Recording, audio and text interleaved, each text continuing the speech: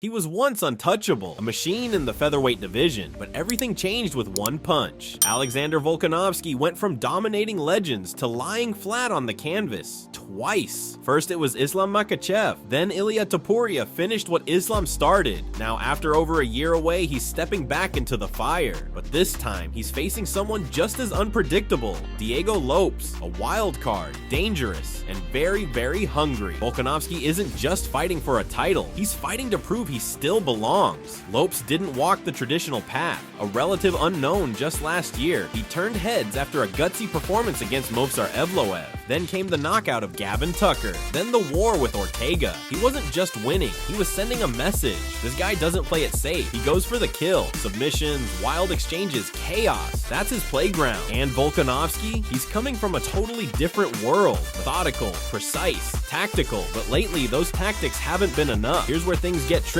Grappling. Volkanovski is no slouch. Black belt, solid base, and great takedown defense. But that's not the issue. Lopes doesn't need top control. He needs one mistake, just one. An arm left hanging, a back exposed, and it's over. The guy has 12 submission wins for a reason. And unlike most featherweights, he chases the finish like a madman. The striking? That's where Volk usually shines. His timing, footwork, and fight IQ have frustrated the best in the game. Holloway, Ortega, Yair. But now, there's hesitation. In both recent fights, we saw a version of Volk we've never seen before. Slower, less confident, and vulnerable to the counter. That's the version Lopes is banking on. Because if Volk shows even a second of doubt, Lopes won't hesitate. And there's something else no one's talking about. Volkanovski's age.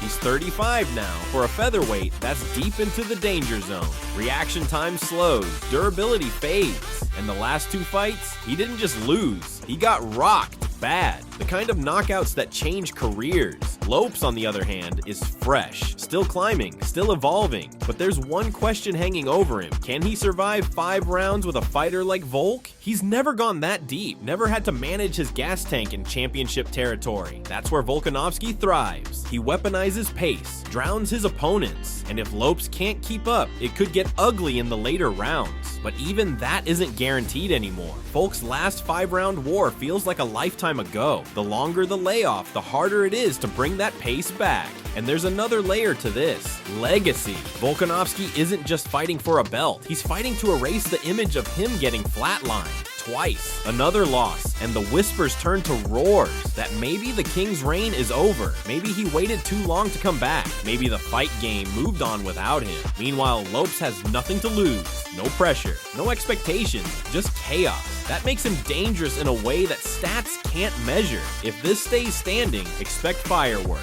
But if it hits the mat even once, everything changes. Because on the ground, Lopes doesn't play fair. He traps, twists, and finishes fast. Still, Volkanovski's experience can't be ignored. He's been in there with killers. Islam, Max, Ortega. He's been rocked, cut, nearly choked unconscious, and survived. That's not something you can fake. And when things get dark in those deep rounds, that experience could be the difference between getting finished or finding a way back. So how does this end? If it's early, Lopes has the tools to shock the world. A slick submission, a wild hook, a scramble turned trap. It could happen in a flash. But if Volk drags him into deep water, chips away at the legs, controls the distance, slows the pace, it could be a masterclass in control. But don't bet on it being clean. This fight isn't just about skills. It's about timing, pressure, and who breaks first. Because when the lights go down in Miami, somebody's dream is going up in flames. Think Volk still has it? Or is Lopes about to crash the party and take the crown? Drop your prediction in the comments. And if you're into stories like this, where legends fall and new monsters rise, hit that subscribe. Trust me, this is just the beginning.